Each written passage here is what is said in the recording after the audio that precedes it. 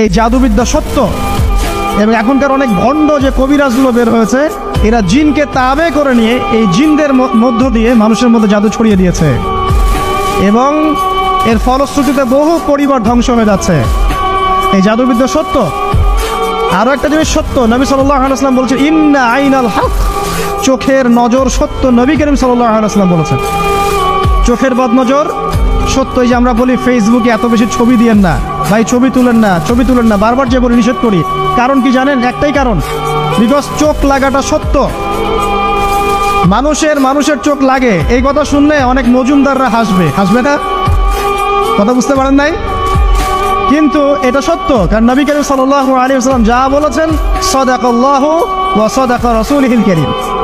নবী যা বলেছেন, আল্লাহ যা বলেছেন চিরায়ত সত্য, এর বাইরে কোনো সত্য আছে? আচ্ছা দেখেন, আমি বললাম যে জাদুবিদ্যা সত্য।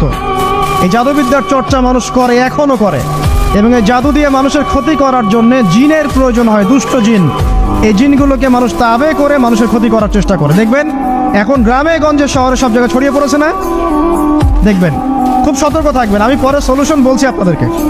আরেকটা বলেছি, নবী সাল্লাল্লাহু আলাইহি ওয়াসাল্লাম বলেছেন চোখের বদনজর এমন সত্য যে একটা উটকে এই রান্নার ডেকচির মধ্যে ঢুকাই ফেলতে পারে।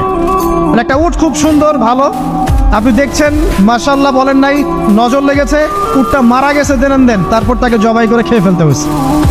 একজন সাহাবী গোসল করছিলেন, গোসল, এটা হাদিসে সহিহ। এই আলেম ওলামা যারা আছেন তারা জানেন যে এই হাদিসে সহিহ। একজন সাহাবী গোসল করছেন, তার গায়ের চামড়াটা খুব সুন্দর ছিল, একদম স্কিনটা অনেক সুন্দর থাকে না এমন কিছু মানুষ? আচ্ছা, এখন আরেকজন সাহাবী এই গোসল দেখছেন দূর থেকে, দেখে বলছেন যে কি চমৎকার তার শরীরের রংটা, যেন কুমারী নারীর মতো, অনেকটা এমন একটা কথা তিনি বলেছিলেন। সাথে সাথে এই সাহাবী অজ্ঞান হয়ে পড়ে গেছে। কোন সাহাবী? যিনি গোসল করছিলেন। এটার আপনি কোনো ব্যাখ্যা দিতে পারবেন না তো, এখানে কোনো সায়েন্স দিয়ে বা মেডিকেল সায়েন্স দিয়ে আপনি কোনো ব্যাখ্যা করতে পারবেন না। একটা ব্যাখ্যা দিতে পারেন, কিন্তু কেন সেটা হলো সেটা আপনি অ্যান্সার খুঁজে পাবেন না। তো নবী সাল্লাল্লাহু আলাইহি ওয়াসাল্লামের কাছে নিয়ে যাওয়া হলো তাকে। তিনি বললেন যে এই ব্যক্তির ব্যাপারে কি কেউ ভালো মন্দ কিছু বলেছিল? তখন একজন সাহাবী বলেন হ্যাঁ, অমুকে বলেছে এর স্কিনটা অনেক সুন্দর, ওকে ডেকে নিয়ে আসুন। ওকে ডেকে আনা হলো। ডেকে আনার পর নবীজি তাকে অনেক শাসালেন, তোমরা তোমাদের ভাইদেরকে কি মেরে ফেলতে চাও? তখন এই সাহাবী তো অবাক, আমি আবার কখন মারতে চাইলাম ইয়া রাসূলুল্লাহ? আমি তো মারতে চাই নাই, আমি তো খালি বলেছি যে তার গায়ের রংটা অনেক সুন্দর। তখন তিনি বললেন কেন তুমি সুবহানাল্লাহ বললে না, কেন তুমি মাশাআল্লাহ বললে না? যখন মাশাআল্লাহ বলবেন, সুবহানাল্লাহ বলবেন, নজরটা লাগবে না। আর যখন আপনি মাশাআল্লাহ বলবেন না, সুবহানাল্লাহ বলবেন না, দেখবেন নজর লেগে গেছে।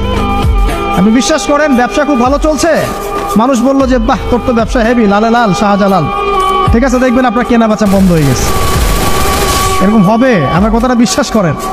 এটা কিন্তু সায়েন্স প্রমাণ করতে পারবেন না, আল্লাহ এবং তার রাসূল বলেছেন, তার উপরে কোনো সত্য নেই। আছে সূরা কাহফ 29 নম্বর আয়াত পড়ে দেখেন, আল্লাহ পাক বলছেন ওয়াকুলিল হাক্কু মির রাব্বিকুম, সত্য সেটাই যা তোমার রবের পক্ষ থেকে আসে। ফামান শাআ ফালইউমিন, যার ইচ্ছা হয় বিশ্বাস করুক, ওয়ামান শাআ ফালইয়াকফুর, যার ইচ্ছা হয় সে অস্বীকার করুক। এই কারণে আমরা বলি ফেসবুকে এত বেশি ছবি দেওয়া, এই আই ওয়াশ করা, এই যে শো ডাউন করা, হ্যাঁ ইসলামের কিছু কাজ করলেন একদম মানুষকে না দেখাইতে পারলে ঘুম হচ্ছে না, এগুলো বন্ধ করেন, এগুলো বন্ধ করে দেন আল্লাহর ওয়াস্তে। অফলাইনে কাজ করেন, নিজেকে গোপন করার চেষ্টা করেন। যত বেশি মানুষের কাছে নিজেকে এক্সপোজ করবেন, কাজের বরকত কমে যাবে, কাজের বরকত কমে যাবে, চোখ লাগবে, নজর লাগবে। এবং চোখ লাগা বদ নজরে বহু আলেম আস্তে আস্তে মাঠ থেকে মাইনাস হয়ে গেছে না? যায় নাই? এখন কি আলেমদের সংখ্যা বেশি না কম? যত দিন যাবে আলেমের সংখ্যা আরো কমে যাবে। নবীজি বলেছেন আলেমদের সংখ্যা কমতে থাকবে, মানুষ জাহেলদেরকে আলেম বানিয়ে নেবে। তো প্রিয় ভাইরা, জাদুবিদ্যা সত্য, চোখের বদনজর সত্য, রাতের এই অনিষ্টগুলো সত্য, রাতের বেলা অনেক ক্ষতি আছে।